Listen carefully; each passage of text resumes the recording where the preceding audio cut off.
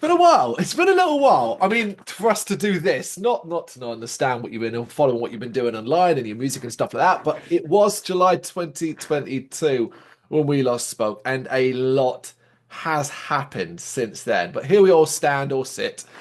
So let's begin individually here as well, ideally. So, Kyle, Paul, right now, how are you doing? And so far, has 2025 been treating you okay?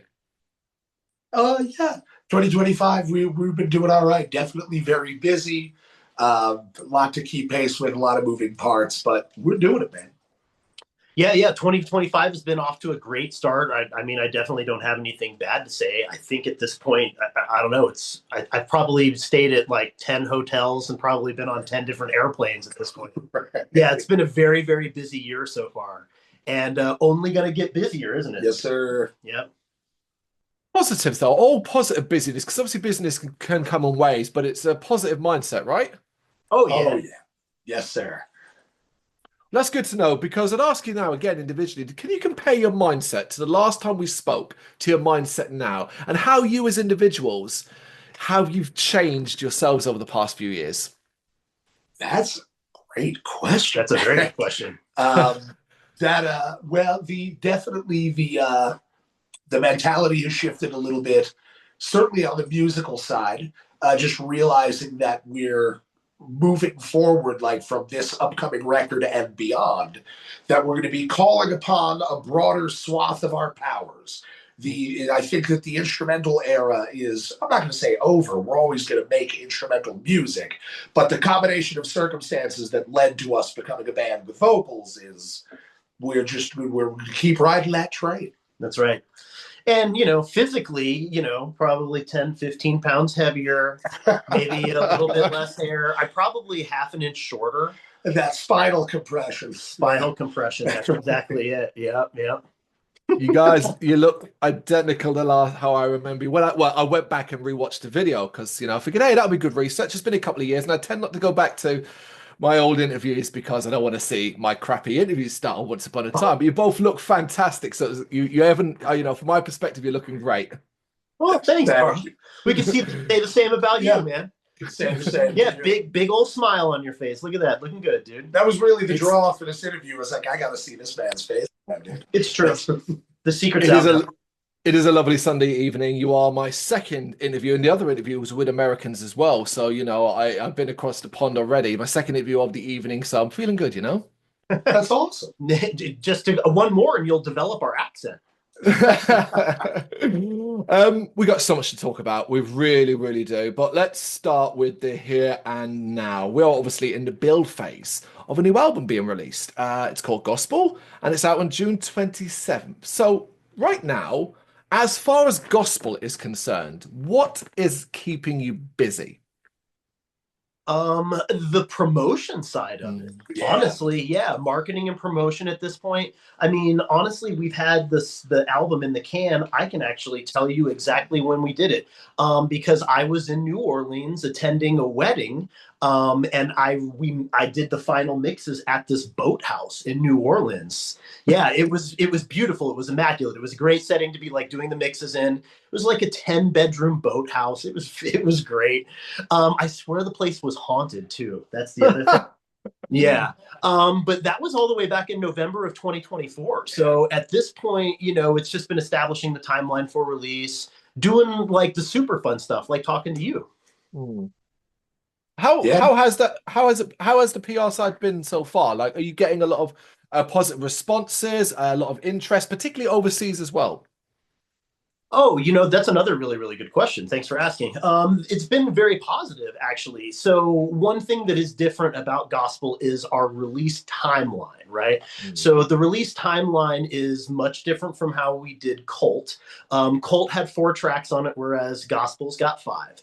But we're releasing alternate versions and alternate takes of every single song with this one. So as we release the songs single by single, you're going to get alternate versions every 2 or 3 weeks. And they're pretty fresh too. It's not like you're just listening to the same song. It's like, as like a total like death metal version, if you will, of Let Me Go exists. Whereas there's the radio edit, which is mostly singing. But when you hear the two of them, I mean, you're listening to the same song, but it's very, very different. That's for sure. Yeah. And because of that, it prolonged the release schedule.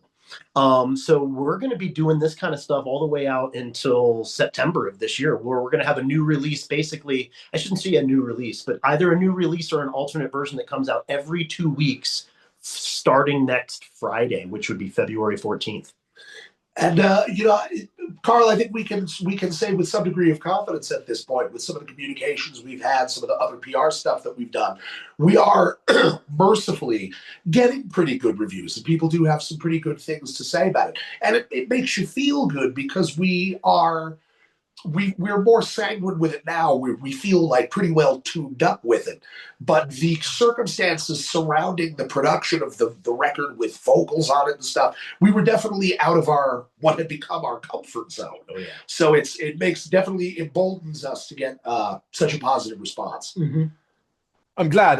We've got a long way to go. So this is a long plan. This is a long-term plan, a long journey as well as that. I have to ask, why this process? Why are you doing it this way? Is it simply in response to the modern world and the fact that you kind of need to have content regularly so you don't just get forgotten about? You would think that is the case, but Paul and I have always done alternate versions and alternate takes, and let's try it this way. Let's speed it up. Let's slow it down. And it allows us to, the digital or modern age now allows us to just keep doing that, right? So it seems that there is definitely a market for it now, right? We think it's kind of similar to like back in the mid or early 90s, maybe even the late 80s when people would get cassette singles. It's a similar thing to that now. People are more open to single releases. They are just not going to buy a cassette, right? They'll look at it on YouTube, or they'll listen to it on SoundCloud or Spotify or Deezer or whatever it is. Maybe they do want to buy it still, that's cool. Look at Taylor Swift fans, you know what I mean? They'll buy, you just change the color from red to purple and they'll drop $150 on it, Not that that's our inspiration. Our inspiration is just simply, our inspiration is just simply, we had these alternate takes and just, imagining of songs that were cool and stood on their own. So instead of keeping that to ourselves, we kind of did what Meshuggah did with Rare Tracks, and we're like, let's get it all out there. Yeah. Right? And I think that we can say that it does have what we're calling it, I'm relatively sure you have heard called the Cascade release. I think does have the ancillary benefit of consistent social media releases, which obviously everybody who's in that world, you don't need us to tell you, man, you're doing the same thing. You got to be on your grind about it. But like Kyle was saying, just kind of the door opened, the vocals thing happened. We conducted some cool experiments and we just wanted to share them. Yeah. I love that it's as simple as that. You have cool shit and you want to share that shit. Simple as that. Really, yeah. But what about this particular period in time right now? Do you find exciting? The long and winding road to release, it's a lot of work, obviously, and a lot of the time, not much fun. So what's particularly exciting for you both individually right now? I guess at this moment, specifically talking with you is pretty sweet, dude. But it's been awesome performing these songs live and almost having them as like little sample studies, if you will, like how did Montana react to this? How did Wyoming react to this? How did Texas react to this kind of stuff? And unanimously, the new songs with vocals have gone over very, very well. And that is, it makes us feel good, man. I'd be lying to you if I told you it didn't. It feels great. It feels great. And again, the word that keeps coming to my mind is emboldened. You're going out to these places. Some places we have well-developed relationships with, but we're always striking into new territory. And you're able to go out there with a real sense of confidence that you're going to come out and have a great time, have a beautiful shared experience, meet some new people. Makes you feel ready, man. So universally, new stuff's gone down great. Yeah, universally, it's definitely going down great. Like, I mean, this has probably been is the easiest process so far. Would you agree? I think so. I know that's even, it's been the longest processed, but it's been relatively easy. We've just had a couple hurdles to jump over, you know, it's. Yeah, necessary steps that were just unforeseen. Yeah, that's a better way to put it. Yeah. Well, we need to go back then, don't we? Let's go back to the origins of gospel. We have a lot to unpack here. I've done a lot of reading that you provided me, trying to fully understand what you've gone through. So let's start with those early ideas and a vision. Your vision, what did it look like in its earliest form? You want to take that one? I sure do.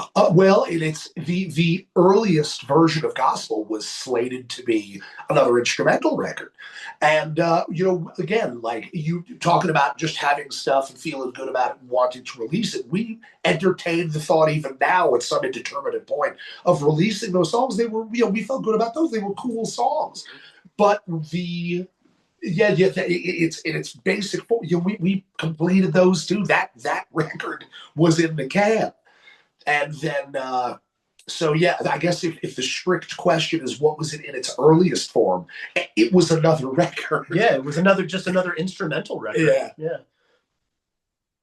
Right. So this specific album, this is the one that was roughly what created between 2022 and 2024, right? Yeah.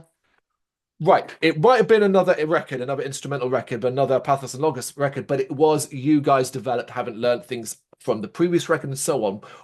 Sum up if you can, what that album showcased as far as development of your sound goes. The album that is may not be out ever, but it's very melody driven, that's for sure. Yeah. It's the songs and the production on it are a lot more modern, kind of like what you're hearing on the existing gospel record that's coming out. But just much more melody rich as far as the lead guitar work went, you know.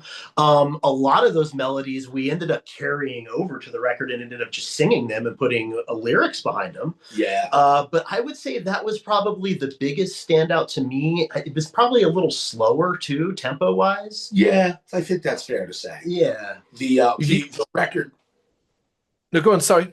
Oh no, I was going to say the record that I think I'm going to start internally referring to as the Lost Gospel. There you go. I like it. I was searching for something, and that's great. Yeah.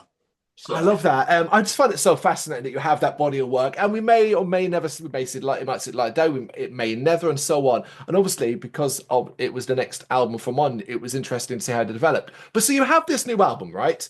It's what happens next. So, from what I gather, a new direction with a new vocalist presented itself, right?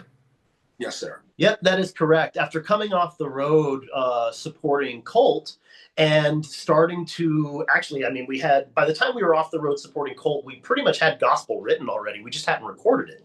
So, we took our usual time off during the winter, recorded gospel, and we're playing some shows. And had come across a local artist who had recently, broken up or whatever, left their band. And the light bulb just kind of went off, man. It was like we had always been kind of hesitant to take on a vocalist. But between the two of us, it was always like if the right person, came about, like just a super talented singer, then we would go after that. And the time finally came, and so we hopped on it. They were very open to working with us. Yeah. And so, a bond was formed, and we realized that the Lost Gospel, right, which is the instrumental record, was written to be instrumental. And there's all these like wee-lee-lee-lees all over the place during the chorus, whereas a singer would want to be singing you a chorus. Yeah. And so we quickly realized that this shit ain't gonna work. Yeah. We the good songs, we feel good about those compositions, but they couldn't really successfully be retrofit to feature someone singing over them. That's correct. So, yeah. So we wrote a whole nother version of gospel that is what you hear. Well, it's not even what you hear now. A whole nother version of gospel that would have featured this other singer. But the songs that you hear now are pretty much the same. Yeah. Yeah. We just have our vocals on them. But we wrote an entire another record. Yeah. I think we even did more than what you're hearing. I think we ended up doing 8 songs total. Yes, sir, we did. And so, as we were telling you before, we just have a lot of extra material at this point. This is incredible. It's staggering, and so much so that I'm sitting here and I'm baffled over what point. How did you get to the decision where you thought we're going to rework the band? We're going to rework what we do, and what early reservations did you both individually have about doing this? Because it is a big, big change. Definitely, yeah. We just sort of, again, as Kyle was just explaining, the singer, we felt galvanized. We felt this electricity, like, oh, this could be very good. And it was actually going to be a new band. Not that Pathos Logos was necessarily going to stop, but it was going to be a new project. Good point. I forgot about and it just didn't end up working out. It happens, that's life. I know that he and I are both looking forward to whatever that singer's next project is, because they're fantastically talented. But we just sort of realized, like, okay, we'll do it ourselves. We'll just make it happen. And I know for my part, I was a singer, Carl, before I was a drummer, and a soul singer at that. That's my preferred style. That's what I feel comfortable with. More than that, I had never done any false chord vocals. And so, I'm shoddily trying to my way over, old Morbid Angel tracks that I used to listen to, trying to just apprehend this new technique, as well as I went for a very long period of time because of a medical issue where I wasn't really singing that much. And so that was resolved. But I just had, it was this long window since I'd been doing it. So just trying to build up your confidence, kind of wake up these decommissioned tools. And and it was challenging, but I feel great about it, The other thing I'll add on to that is Paul is an excellent lyricist. And so, in my opinion, it wouldn't matter if it were Chris Barnes or Chino Moreno, Courtney LaPlante, Poppy, or Paul himself. Whoever were to be singing or performing these lyrics is instantly going to get attention because the lyrics are great. You're welcome, bud. I've told you numerous times. But I guess that's another reason that we ended up steering in this direction. You had asked before, like, what kind of made you guys think we need to do this? Is Paul's eloquent. He's very well read, and the lyrics are on a different level, in my opinion. And so we'd be dummies not to put it out there. Oh, for sure. Seriously. Right. So you have this vocalist. It doesn't work out for whatever reason. It doesn't work out. Why still stay fixated on vocals? Did you consider just reverting back to the instrumental album that you had? Carl, we did, but after the experience of collaborating with this person and really putting it together, you could feel something had shifted. And not to suggest in any way that we are not proud of all the work that we've done. Kyle and I have been playing together for a long time, proud of all the things that we've made, but it somehow, and I don't even know that we talked about it too much in an overt way, but it would have felt like a step backwards in some way. The idea we've been doing this a while, man, and the move is to just press on, keep going onward and upward, so. Is it fair to say you were seeing now a sort of different long-term vision for the band, for the music that you create together? Yes, sir. Yeah, absolutely. Yeah, I would say, yeah, very fair to say. Everything ranging from, on the benefits side, songwriting has become quicker because, just two dudes trying to write the instrumental music that we're trying our best to be competitive with these tight. You don't need us to tell you about the caliber of musicianship of some of these bands. And then all of a sudden the composition process streamlines and it's focused on making sure that the vocals are pushed up front. And, he and I had been spending so much time composing these stratified, layered compositions that it's, it went quick, man. So we were able to produce a lot of material in a short period of time because whereas there would have been some guitar melody or some other texture, well, now it's just a voice. So the the music, we were nervous at first in a certain way because the music felt denuded, it felt bare. But it was like, it's supposed to feel like that. You have to give a canvas to put the lyrics on top of. Okay, follow that thought process. Let's stick with that, particularly the writing, your writing style and the changes you've had to make to incorporate vocals, changing what you know and how you write. Quite significant, obviously, change overall. How comfortable, how long did it take you to get comfortable with this change?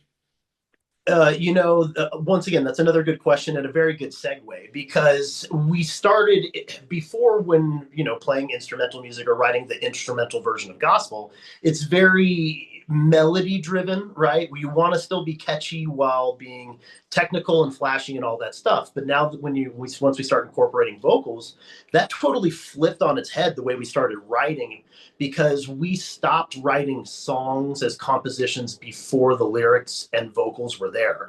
In a way, we started writing the songs as, okay, the vocal line is going to go here, it's going to sound like this, and we shaped all the music around the vocals this time. Yeah. Whereas before, we would, come up with a cool polyrhythm and then just kind of expand from that. Right. So it really did change the way we wrote the source material this time around. Yeah, yeah. And I would say that there's, under different circumstances, you might feel encroached upon by that, like having to so categorically reshape or alter the way that you compose your music. But I don't know, just the energy in the air, the excitement from that feeling of forward motion and just breathing new life. It was refreshing hearing words, the consideration of lyrics, the power of lyrics. When we were working with this lyricist, we were just we were in a daze. We like blacked out and then woke up and there was this whole other record. So I wish you could bottle these feelings, because I can hear your excitement and I can hear your own amazement by what you've gone through, this entire experience and how transformative it's been.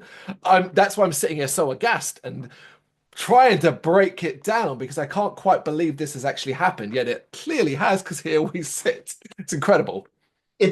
I kind of liken it to reinvention, artists. It's very few artists who can continue doing the exact same thing and look the same way and put out songs that sound the same way. I can think of AC/DC and that's pretty much it. Right? But other than that, the most successful artists reinvent themselves, I mean, anybody from the Beatles, right? The Beatles go from almost like a boy or a pop band to the psychedelic era, right? And then even and including like Middle Eastern music and stuff like that. Lady Gaga has completely transformed over time. Katy Perry started out as like a gospel and acoustic singer and is now, Katy Perry. I think we talked about this. Again, I'm citing Metallica, and I don't want there to be any unintentional comparison. No. We're like Metallica if you ordered us off of Wish.com or Temu. That's pretty much what that is. But the same band that wrote Dyer's Eve wrote Enter Sandman. Yeah. So it's I don't know. I don't know what their process was. I haven't ever got to talk to them dudes. Maybe one day. Hopefully one day. But never say never. Stuff happens sometimes, and I guess you just do it. I think me personally, I think that reinventing yourself every now and then, not only does it give you like a sense of re-energizing at the same time, but it helps to prolong a career. If you don't reinvent yourself from time to time, how long are you going to last, honestly? To be honest, knowing your music and having followed for the last couple of years, your progression is not too much of a surprise in that regard. But obviously, the vocal change was quite a significant shift for me initially to get used to. But I think part of that comes from distance as well, because I've been thinking about this. Because obviously, performance-wise, I've never seen you live. You play in America. The affordability and ability to come over to the UK or Europe is not always there, and certainly not regularly enough if it was even there once or twice. So that's always missing. Because of that, there's always this distance almost to a degree outside of the online world. I hear your music. I see your videos. I see your social media posts when the algorithm allows it and stuff like that. But that distance always exists. And because of that, it almost sometimes doesn't feel real until we get opportunities like this. Mm. Yeah, that's a good point. I mean, we were actually just discussing that earlier before we got on with you, because you know, like just kind of talking to people in the industry, you know, you make connections and stuff like that, and you do develop these relationships, but in a way, they're not super solidified until you're like at a show.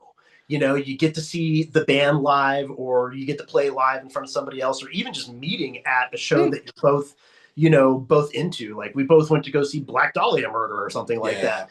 It always helps to solidify the relationships in the community, I guess. I don't think that there's a substitute for being in the same place at the same time as someone, man. Yeah.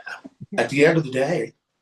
And I mean, we still plan to get over across the pond to come out in there and see you guys. We would love to. We're just waiting on the offer. We just Yeah. need an offer, man. Okay, let's go back to gospel then, and let's talk about something you've touched upon before. We're going to talk about some lyric writing here, in particular the approach. And I'm interested in how lyric writing allowed you potentially more freedom to explore deeper parts of the Pathos and Logos lore, the lore side of things. For example, the magic that you've explored in the past and stuff like that. Did you find that lyric writing allowed you a little bit more freedom to really express other areas that you've thought about? Absolutely, absolutely. And again, the that feeling of being energized or galvanized. You know, we with our codex releases, our album format that we created that called the codex. You know, we wove some of that stuff in there, and I feel great about that. You know, we're proud of what we've done, as previously stated. But you begin to realize there's no substitute just for language is magic. You know what I mean? You can, you know, the right or wrong combination of word, let alone any occult or mysterious practices in your average life.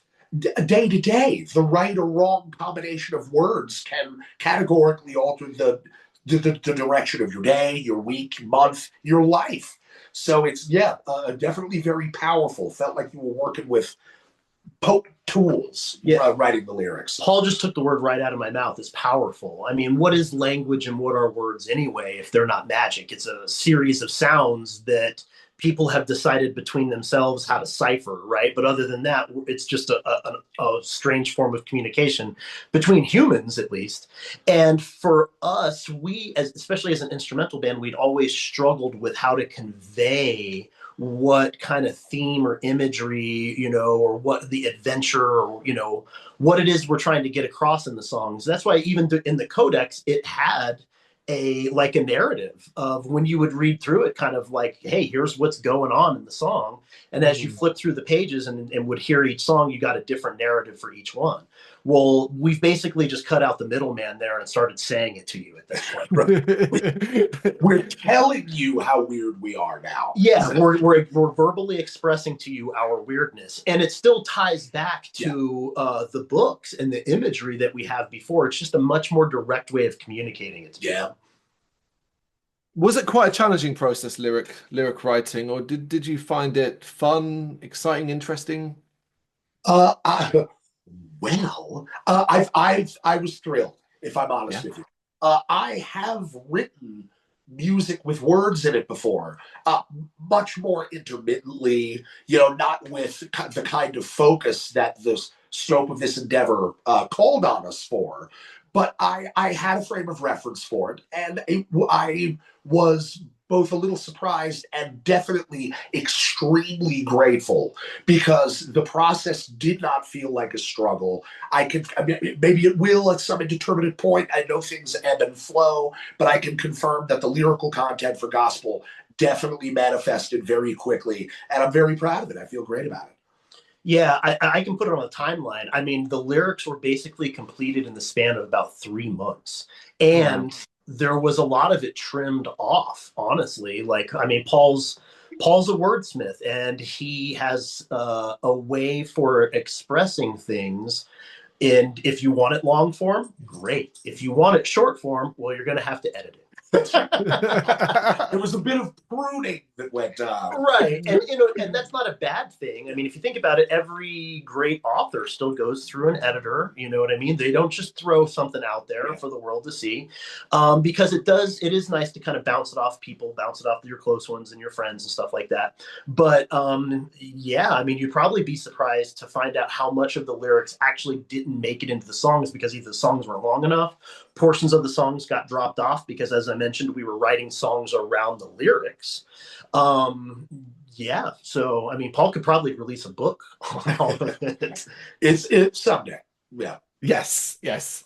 Always, always plans for the future. So gospel, you know, it's reborn, and well, the future's now because on February 14th, Valentine's Day, the first taste is released. Let Me Go, the first single. So sum up what listeners can expect from this track and why this one was chosen as the first single. That's great questions. I think the listener can expect a kind of a sonic potpourri. There's singing in there. There's intense guttural, like deathcore style vocals in it. And the song, the selection for it being first, and being a words guy, here I am, I can't get the words out. Because I don't know that the reasons necessarily for why we chose that one first can completely anyway be articulated just through explanation. It's an intuition thing. We looked at each other and we're putting the timeline together, and we both just kind of looked at each other and said, you know what, yeah, Let Me Go should be first. So, and I'll expand on that. The right from the first time we performed Let Me Go, not even live, just at the rehearsal space, because that was a song that was a holdover. The song anyway, not the lyrics, but that was a song that was a holdover from the previous singer. And the very first time we played it with them, it was like, oh shit, you know, and it just continued on that way through the production process all the way to when we finished. As it turns out, I would say that song, because it was the first one we did and the first one we presented to another singer that hit like that, it almost feels like the connective tissue between Pathos and Logos. Some kind of a bridge. Yeah, between cult and gospel.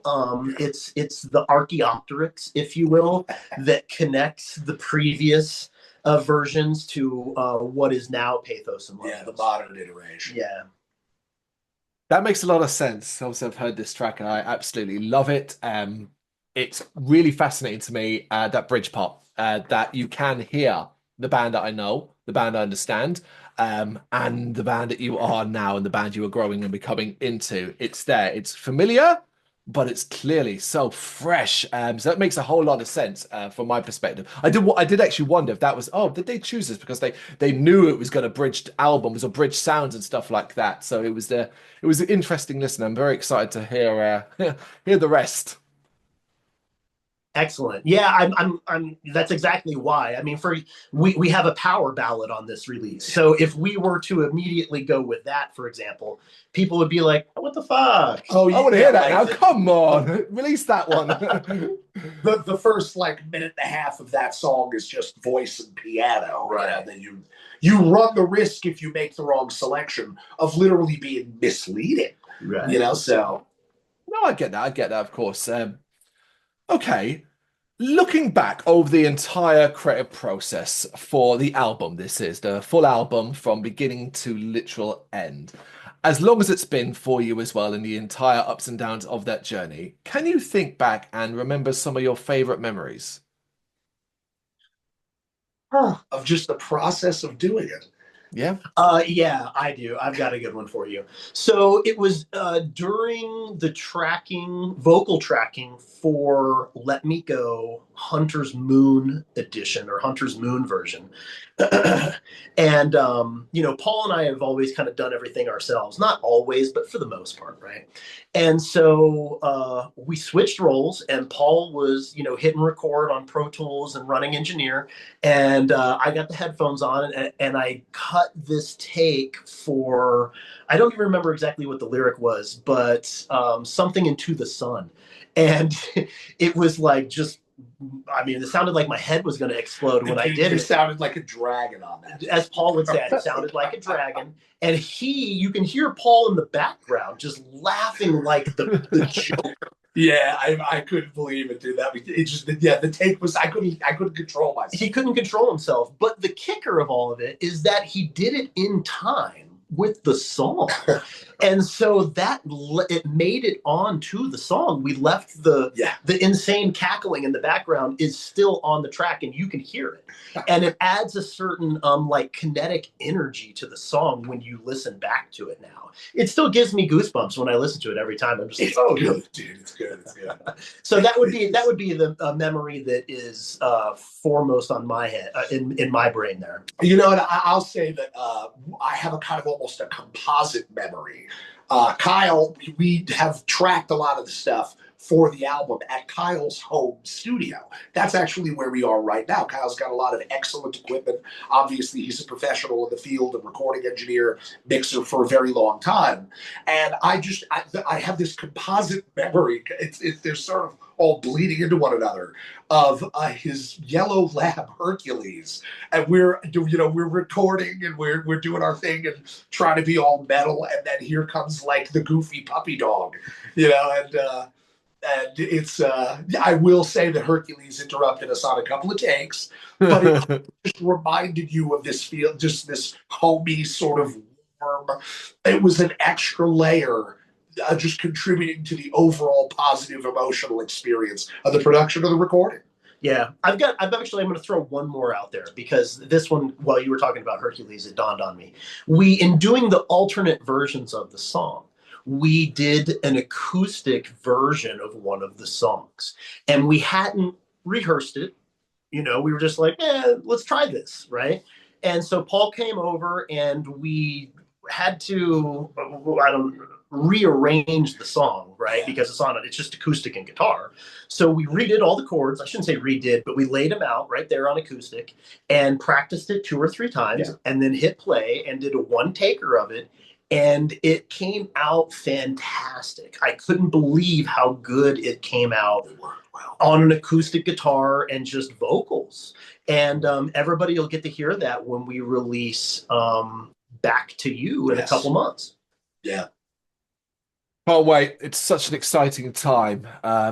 So what do you individually think gospel? Sum up what you think gospel says about Pathos and Logos as you stand here now in 2025. What does it say about Pathos and Logos? We're moving forward. We're getting weirder. and we just look forward to sharing this new iteration, this new vibe and energy that we're bringing forth and continuing to build community and connect to people. Yeah. Good. I think it's a good resource for that. Absolutely. And I guess on my side, everything Paul just said, and also, I believe this is going to help us open doors on the live show front, because as an instrumental band, it's always been very tough to get us on a bill. Who do you fit in with? Are there other instrumental bands? La da da da da. Do you play with pop punk bands? Do you play with death metal bands? Do you play with deathcore bands? Do you play with jazz bands? As an instrumental band, we've done all of that. Yeah. But it's always a big question mark. You know what I mean? And so now that we have vocals associated with the music, I think it's pretty clear, like what kind of genres we fall into now. And I think it's going to open up different avenues, larger avenues for us playing live going forward. I think that's fair to say. Yeah. It does make a lot of sense. I know promoters who wouldn't even bother even listening to an instrumental band they had to book. It sucks that that's the case, but it is the fact. It is. There are plenty of them out there who just won't, because instrumental. Oh no, don't want to deal with that. Ain't going to work in the live environment, which is crazy to me. But it is right. Hopefully, as you say, it does work out for you in that regards. It gives you more opportunities. I think you're right. It will. Mm-hmm. Yeah, we've heard the same thing. I mean, we've been picked up from the airport by radio marketing dudes, and they're like, "Yeah, man, you guys are great. We love you, but you're never going to be on the radio." Because we don't have any. The lyrics are how people, at least industry folks, will tell you that lyrics are how people identify with the songs, right? Whether it's their interpretation, right? Or if it's directly what the artist wants them to think. But that's generally how people are connecting with these songs, right? Yeah. And again, we're very proud of the tradition of writing instrumental music. I think that's something that we're always going to do. Sure.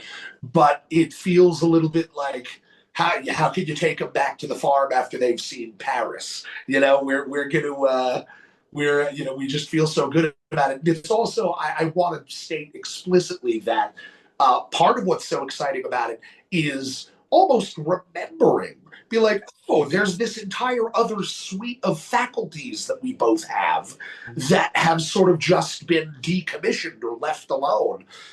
The new music makes certain compositional sacrifices. I have a jazz background as a drummer. I was used to doing a lot of improvising, and I still work on that stuff in an active way just for myself, my pride, and to continue growing my ability.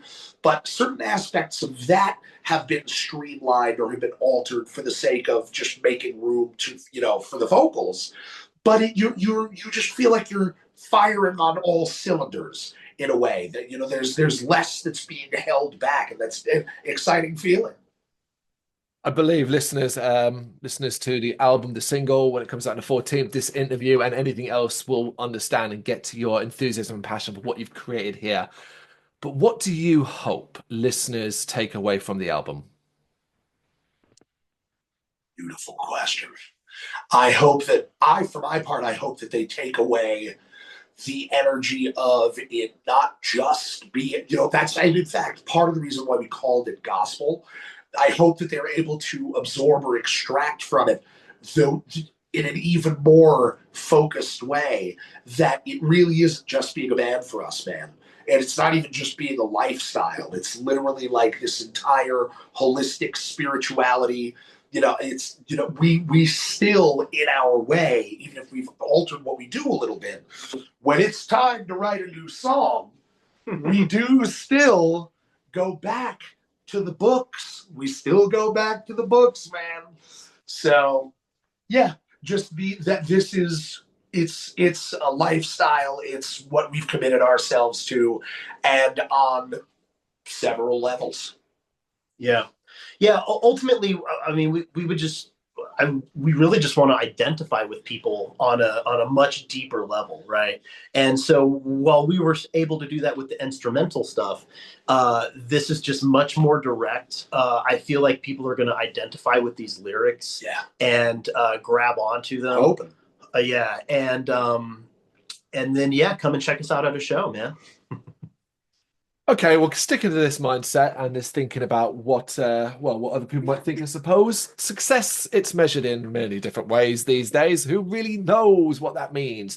But individual success is a totally different thing. So, what would success, not necessarily even just for the album as a whole, but let's just say this period of time and the release schedule that you've got planned, what would success for all of this look like? That's another really good question. We've talked about that quite a bit, and I can answer this specifically. So for me, success isn't necessarily, measured in like money or sales or anything like that. Success for me would be acknowledgement by my peers. Honestly, it's really what drives me, right? If somebody, Carl, like you saying, I really like this song.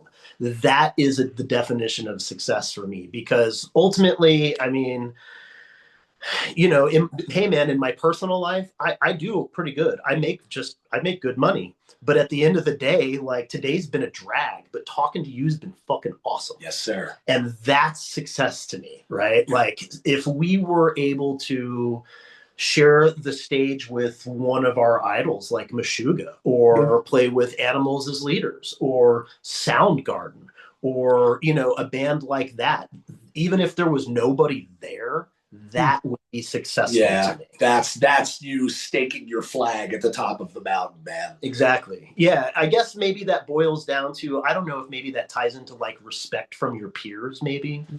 But that's my metric for success personally. Well, yeah, and I mean, I agree with you on that. We're really driven by the art. We both still practice a lot. Again, it's in there, the line between artistic pursuit and spiritual practice for us is very blurry, if there is even a line at all. And so again, just knowing that we're putting our best foot forward, that we're creating stuff that people can feel that they connect to, at the same time that we're artistically satisfied ourselves. Yeah, the respect thing. And if I were going to expand on it in any way, I would simply say, again, like, for better or for worse, whether you like it or not, that money is a factor. That, the logistics of traveling to places, that that's a part of it. But I think the best way I know how to describe it is another aspect or facet of success, I would say, would simply be Pathos and Logos moving into the future and being able to, on a grander and grander scale, share what we do with, share what we're doing, connect with like-minded people, and just continue on the path that we're on, just bigger and bigger, whatever that looks like. Mm-hmm. Fantastic answers, really, gents. It really, really does explain a lot about your mentality and your thinking and what your vision for the future holds. And I hope it all works out to the best it possibly can for you. But alongside that, you've got your plans for the releases, the music and stuff like that. Plans related to other areas and other aspects that you can perhaps talk to me about. Now, this could be live performances you've got coming up, or perhaps something further afield that you are considering. Oh boy, let's see here. So, I mean, yeah, we would like to be touring even more. Yeah. Right. So that's a big thing that we look to be expanding on this year and into next year, in support of gospel. I feel like we already work quite a bit as an independent artist, but that would be like another measuring stick of success, is being able to, successfully like double the amount of shows that we can do in a year. Because I feel like, in a way, it's like, how many bands do you hear about that are playing 80 to 100 shows a year that aren't like awesome? Or that aren't on like a well-to-do label, or aren't already doing well because people are listening to their music. You have to have a fan base in order to do that. And so, in a way, that's a measuring stick of success. So I would like to see the touring schedule increase. Ramp up, yeah. Yeah, ramp up. I would also add to that, I think probably, whether it happens this year, we're working on it. We're trying to put all the requisite puzzle pieces in place. But I would say I would like to see no later than 2026 that we'd finally make it over the pond, man. Oh yeah, thank you. I was going to say the same thing. A heavier focus on just intercontinental stuff. Yeah, that's a thing that a lot of artists and musicians coming up these days, it's not on the forefront of their mind when, becoming popular, or even like hitting streaming goals and stuff like that. Spotify is not the only streaming service. It's not even across the globe. It may not even be the biggest streaming service. We found that there are areas around the world, such as Brazil, Australia, we do very well. We would like to be able to go to visit those countries. Yes. Just because we're in the United States, we're not solely focused on the United States, because we're aware that there's a whole nother world out there. And man, we'd love to be in Europe playing all the time. The scene that I experienced in Ireland, specifically in Dublin, blew my fucking mind, man. Yeah. I mean, there were tons of people out at the shows, and they had a bar on every single corner doing rock shows. It's freaking Dublin, that's why. Yeah, I mean, I completely get that. But it's something that I think, even when people from the UK and in Europe in general, if you've never been to the States, the size still boggles the mind. You can visit. Oh, you can go from one end of the UK, Scotland, down to the south, in half a day, maybe a little bit longer, and along the way stop at 5 major cities. It's quite, the scale is so different, obviously. Sure. So like, while wrong word to conquer America, but to play it, there'll be places in America, right, that even you've not traveled to yet, right? Yeah, that is correct. Yeah, we have never played in California, which is like the antithesis of what most musicians would be trying to do. But the fact of the matter is, we've always kind of waited for the opportunities to come to us in those kinds of respects. And there are other places aside from California where music exists and is played and performed and consumed in the United States. Texas, for example, has been a great market for us. Texas has been good. Texas has been great for us. It's roughly like a third of the population of the United States. And, the weather's nice. So. Yeah. And no shade to California. We would love to play Cali. Yeah. But hit us up, man. Yeah, hit us up. Somebody's just got to hit us up. That's the thing. Oh. Well, if nice weather is a thing, you never want to come over here. We've had like rain for like 3 months straight. Don't worry about coming over here. It's too wet and cold. We're common, dude. We're gonna be soggy. I know. We're just gonna be soggy Pathos and Logos on all the flyers there. Oh, that'll be wonderful. All right, guys, we have hit 50 minutes, so this is entirely up to you. If you want to spend another 5 minutes with me, there's a separate section at the end of interviews now that we like to occasionally throw out, depending on who I'm talking to. It's up to you. You want to do it? Yeah, let's do this. I'm ready. Buckling up. This is Ozzy Osbourne, and in his head are questions about anything and everything, all in the name of fun, but also many submissions by bands and artists that we've spoken to over the years. What I basically do is just pull some out at random, and I mean these are very random. So, and then I ask you, and if you both wouldn't mind giving me an answer to each question. I love it. Let's do this. Right, okay then. Who would play you in a movie or TV show about your life? Who would play me in a movie? Paul Giamatti. Chris Pratt. Yes, Chris Pratt. Yeah. Are these people that you've been compared to or said that you look alike, that kind of thing? There was a time where I would have said Tim Curry. I was going to say that, yeah. But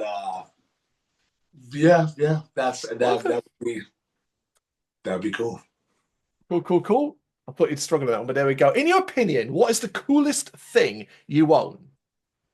The coolest thing probably that I own. My grandmother was friends with someone who was married to an Egyptologist.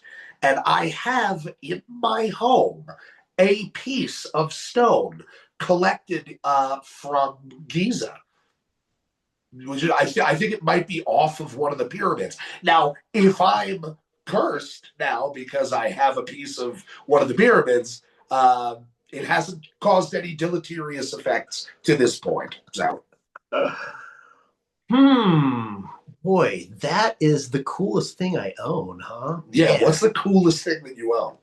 Dude. Your Stephen Carpenter fucking guitar is pretty cool. Yeah, the Stephen Carpenter guitar is pretty cool. I mean, I know it's gonna sound cliche, but it's gonna be one of my instruments, man. It's either gonna be, you know what? I'm gonna go with my Ibanez 8-string guitar. Because I technically don't even own that because it was given to me by a friend. Yeah, and so that means a lot to me. That's very important. Wonderful answers. Okay, we've got, what does the word comfort mean to you? To me, the word comfort means being able to sleep in my bed for as late as, wait for it, guys, 7:30 or 8 o'clock in the morning. I never make it staying in bed until 7:30 or 8 o'clock in the morning because my dog Tugboat wakes me up every day at the same time, like crawling all over me. Dad, get up, feed me. I have to poop. So if I could live a life so glorious as to be able to sleep until 7:45 or something, that would be comfort to me. The joy of a dog. The joy of a dog. Yeah, love them. That's true. Yeah, and comfort, I mean, yeah, that's hard to top, man. Like, I love my bed. I love my mattress. If you could take your bed I everywhere that we tour, I would. That Really? would be, I would. It weighs like 800 pounds. It's like 3 feet thick. Okay.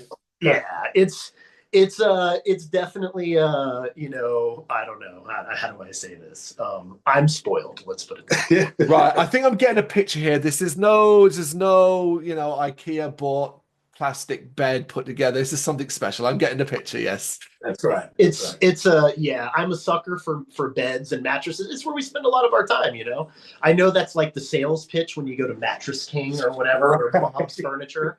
But I mean, when you think about it, it's true. You know, you spend most of your time, or at least a third of your day in the bed, if you're lucky. And so I would fly my bed around the country with us while we tour. You would fly in the bed. You would install an engine underneath the bed, put wings on the side of it.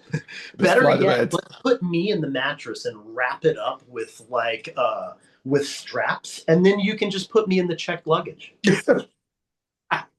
We'd have to pay the weight restriction. Yeah, that would be oversized. We would have to pay the election. Sometimes. Right, let me get another one out. Right. Okay, sorry. No, it's all right. You gotta guess one here. Nick, the vocalist of After Smoke Clears, asks you this question. You have 24 hours left on Earth. What are you doing? If there were 24 hours left on the Earth, what am I going to do with that time? I would try. I'm not going to say something like do all the drugs that I never did.